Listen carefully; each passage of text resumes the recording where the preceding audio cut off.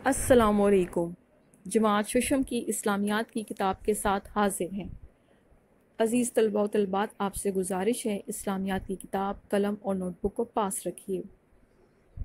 Lecture number 4, सुलह हुदैबिया की दोहराई होगी। इसके बाद हम फरमा रवाओं को दावत इस्लाम के चैप्टर के अहम पहलुओं पर रोशनी डालेंगे। जी, सबसे पहले सुलह हुदैबिया। सुलह हुदैबिया 6 हिजरी में मुसलमानों और कफ़ार के दरमियान वो माहिदा था जो मक्का मुकरमा और मदीना मनव्वरा के दरमियान में एक जगह हुदैबिया है, यहाँ पर हुआ था। इसी वजह से इसे सुलह हुदैबिया कहते हैं। आप सल्लल्लाहु अलैहि वसल्लम और सहाबा कराम को मक्का मुकरमा से मदीना मनव्वरा हिजरत किए हुए 6 बरस गुजर चुके थे। आप सल्लल्लाहु अलैहि वसल्लम और सहाबा कराम के दिल खाना काबा के तवाफ़ के लिए बेकरार थे। 6 हिजरी में आप सल्लल्लाहु अलैहि वसल्लम ने ख्वाब देखा कि आप सल्लल्लाहु अलैहि वसल्लम सहाबा कराम के साथ बैतुल्लाह का तवाफ़ फरमा रहे हैं। आप सल्लल्लाहु अलैहि वसल्लम ने सहाबा कराम से इस ख्वाब का जिक्र फरमाया तो सहाबा कराम रज़ी अल्लाह अन्हु बेहद खुश हुए। वो इसे गैबी इशारा समझे और सफ़र मक्का की तैयारियां शुरू कर दी। आप सल्लल्लाहु अलैहि वसल्लम ने यकम ज़ीक़त 6 हिजरी को उम्रे के इरादे से 1400 सहाबा कराम के साथ मदीना मनव्वरा से मक्का मुकरमा की तरफ रवाना हुए। आप सल्लल्लाहु अलैहि वसल्लम मारूफ रास्तों से हटकर अनजान रास्ते से मक्का मुकरमा तशरीफ़ ला रहे थे कि हुदैबिया के मकाम पर पहुँचे और मगर कुरैश ने मक्का मुकरमा में दाखिले की इजाज़त ना दी। यहाँ पर आप सल्लल्लाहु अलैहि वसल्लम ने हज़रत उस्मान को भेजा ताकि इनको समझा सके। हज़रत उस्मान गनी 3 दिन तक तशरीफ़ ना लाए तो ये अफवाह फैल गई कि हज़रत उस्मान गनी को शहीद कर दिया गया है। आप सल्लल्लाहु अलैहि वसल्लम ने तमाम सहाबा कराम को एक दरख्त के नीचे जमा फरमाया और उनसे बैत ली कि जब तक उन्हें उस्मान का बदला नहीं लेंगे यहाँ से नहीं जाएंगे। कफ़ार को अपने जासूसों के ज़रिए पता चल गया कि मुसलमान हज़रत उस्मान की शहादत की इस खबर पर कसम खा चुके हैं, तो उन्होंने हज़रत उस्मान को सही सलामत भेज दिया। साथ एक शराइत भी भेजी। ये शराइत आप सल्लल्लाहु अलैहि वसल्लम के सामने पेश की गईं। इन शराइत को आप सल्लल्लाहु अलैहि वसल्लम ने हुक्म इलाही से कबूल फरमा लिया और इस पर साइन कर दिए, दस्तखत कर दिए। कौन जानता था कि ये शराइत जो कि 10 साल के लिए कफ़ार मक्का ने खुद लिखी हैं, सिर्फ 2 साल के अरसे में खुद ही इन शराइत को एक एक करके तोड़ देंगे। ऐसा ही हुआ। 8 हिजरी में इन्होंने ये मुआहिदा मुकम्मल तौर पर खुद ही ख़त्म कर दिया और ये आखिरकार फ़तह मक्का का वजह बनी। फरमा रवाओं को दावत इस्लाम, ये हमारा अगला टॉपिक है। फरमा रवाओं का मतलब है हुक्मरान। सुलह हुदैबिया की शराइत में से एक शर्त ये भी थी कि मुसलमानों और कफ़ार के दरमियान 10 साल तक के लिए जंग नहीं होगी। मुसलमानों को कफ़ार मक्का की तरफ से जब चैन नसीब हुआ तो आप सल्लल्लाहु अलैहि वसल्लम ने आलमी सतह पर दावत इस्लाम के काम का आगाज़ फरमाया। आप सल्लल्लाहु अलैहि वसल्लम के ज़माने मुबारक में 2 बड़ी ताकतें थीं, एक कैसर रोम और दूसरी कसरा ईरान। कैसर ने इन्हीं दिनों ईरानियों के खिलाफ कामयाब जंग लड़ी थी और वो फतह का जश्न मनाने के लिए बैतुल मुक़द्दस आया हुआ था। इसको मुबारक देने वालों में सरदार मक्का अबू सुफियान भी था, जो तिजारत की गर्ज से मुल्क शाम में था।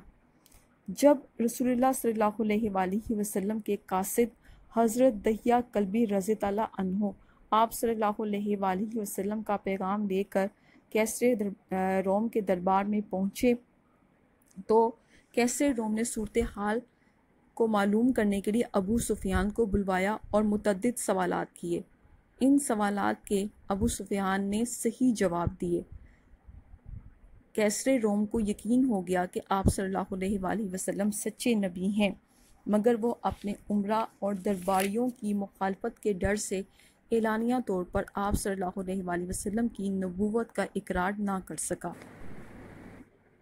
शाह फारिस खुसरो परवेज़ के नाम खत। इन दिनों ईरान पर खुसरो परवेज़ की हुकूमत थी, जो कि एक मगरूर बादशाह था। आप सल्लल्लाहु अलैहि वसल्लम ने अपने कासिद हज़रत अब्दुल्ला बिन खुज़ाफ़ा को अपना नामा मुबारक देकर इसकी तरफ रवाना फरमाया। शाह ईरान खुसरो परवेज़ के नाम आप सल्लल्लाहु अलैहि वसल्लम ने जो ख़त लिखा था उसे शाह ईरान ने फाड़ दिया, जिस पर नबी पाक सल्लल्लाहु अलैहि वसल्लम ने फरमाया था, आज परवेज़ ने अपनी सल्तनत के टुकड़े कर दिए। इस वाक़ये के चंद रोज़ बाद ही इसके अपने बेटे ने इसे कत्ल करके तख्त पर कब्ज़ा कर लिया। हबश अरब का पड़ोसी मुल्क था। इस पर असहमा की हुकूमत थी। अरब लोग उसे नजाशी कहते थे।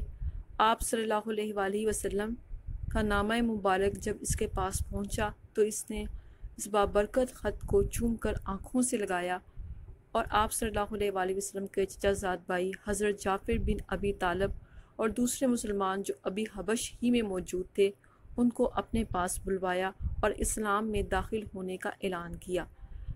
आप सल्लल्लाहु अलैहि वसल्लम की खिदमत में अकीदतनामा भेजा। नजाशी का इंतकाल सन 8 हिजरी में हुआ और आप सल्लल्लाहु अलैहि वसल्लम ने मदीना मनवरा में इसकी नमाज जनाजा अदा फरमाई। मिस्र कैसर रोम के मातहत था और मकूकस हरकल रोम की तरफ से इस मुल्क का गवर्नर मुकर्रर था। मकूकस मिस्र के गवर्नर का नाम है।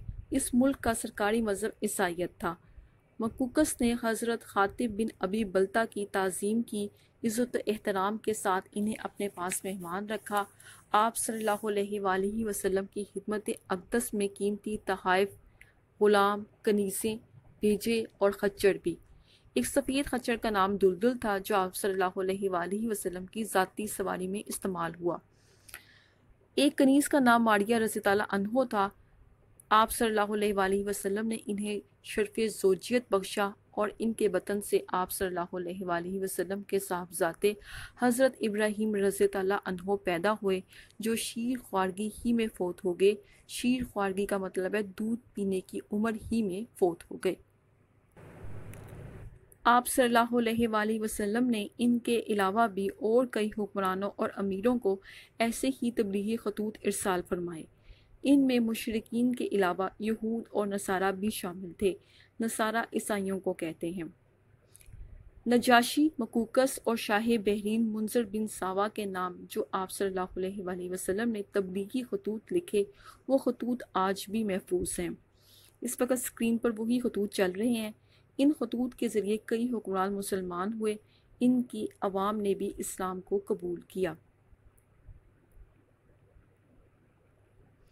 जी, इसके बाद खतूत लिखने का मकसद अरब और इसके इर्द गिर्द के छोटे बड़े ममालिक को दीन इस्लाम से आगाह करना था।